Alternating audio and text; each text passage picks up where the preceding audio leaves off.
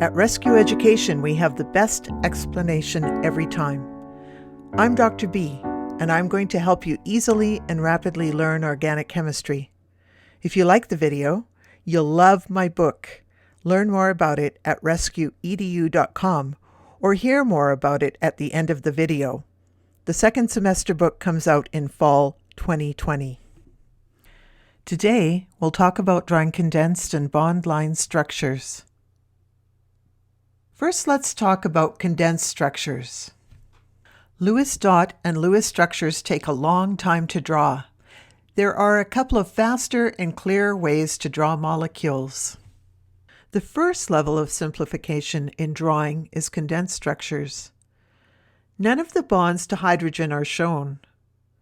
Sometimes the carbon-carbon bonds are drawn.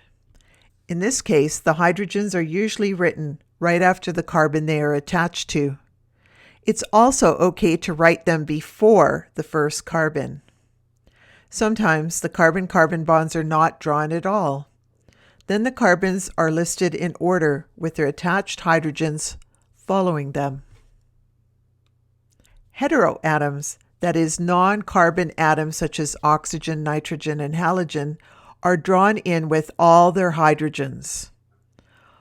All of the carbon-carbon and carbon-oxygen bonds can be drawn in. Sometimes only the carbon-oxygen bond is drawn in to emphasize it. If there are identical carbons in the chain, they can be put into parentheses and condensed. If there is a group off of the main chain, it can be drawn above or below the chain. Sometimes only the bond to that branching group is drawn in to emphasize it. If all the bonds are omitted, then the branching group is put into parentheses and drawn right after the carbon it is attached to. Bond-line structures are the most simplified and often the most clear drawings. These are used constantly, and you need to know how they work. Bond-line structures omit explicitly labeling carbons and their attached hydrogens. The longest chain in the molecule is drawn as a horizontal zigzag. Each point of the zigzag is a carbon with the appropriate number of hydrogens. The ends of the chain are CH3s. Only heteroatoms, that is, non-carbon atoms, are specified. Any hydrogens attached to the heteroatom must also be specified. Cyclic molecules are represented by the appropriate polygon. In the first molecule, the carbon chain is horizontal and the OH group comes off the main chain. Notice you can start your zigzag up or down. The branching group can point up or down.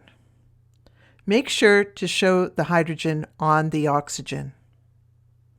In the second molecule, the longest chain is 5 carbons long, so we draw a zigzag with 5 points. The end points are CH3s. There is a branching CH3 coming off the second carbon from the end. Convince yourself that this carbon is a CH. These are all correct representations. In the third molecule, nitrogen is in the middle of a 5-atom chain with a CH3 group attached to the nitrogen. The 3-membered ring is represented by an equilateral triangle. The bond-line structures for double and triple bonded molecules can also reflect geometry. We'll discuss geometry of organic molecules in the next section, 1.3. The first molecule is a trans double bond. That is, the 2 CH3 groups are on opposite sides of the double bond.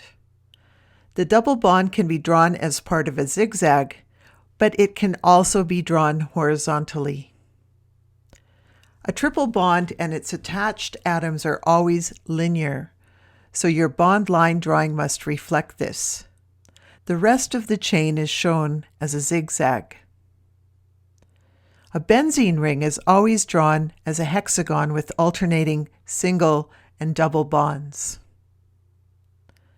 The idea with bond line structures is to promote clarity and make drawing as fast and easy as possible. Pause and try these sample problems. Draw a bond line structure for each molecule below. There are several possibilities for each. In A, we can easily incorporate both the chlorine atom and the double bond carbons into a regular 5-point zigzag. You can draw this forwards, backwards, and starting up or down. In B, we have a 5-carbon chain with 2 CH3 groups on the middle carbon. Draw the zigzag first. Then add the methyls.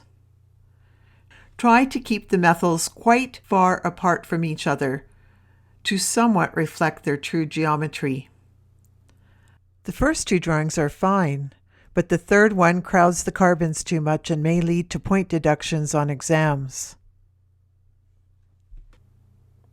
The molecule in C is drawn as a square with an OH coming off. You can explicitly show the OH bond if you want, or you can compress it. In D, the molecule has 9 carbons in a row. Draw the zigzag with 9 points. You can also combine the middle CH2 carbons. It's okay to draw hybrid bond line structures which explicitly show some of the carbon atoms if you want to emphasize them. If the carbon is specified, then all of its attached hydrogens must also be shown. Never ever show an explicit carbon without its attached hydrogens. This is a common and serious mistake. In the second example, drawing in the hydrogens on the double bond emphasizes its geometry. Specifying the atoms on the branching groups makes them stand out. If you're using my book, I encourage you to do the extra test your knowledge problems for this topic so you can be sure you really understand it. All the answers are at the back. This video is closely based on my first semester organic chemistry self-help book. The book is organized into standalone topics so you can quickly teach yourself a few troublesome topics.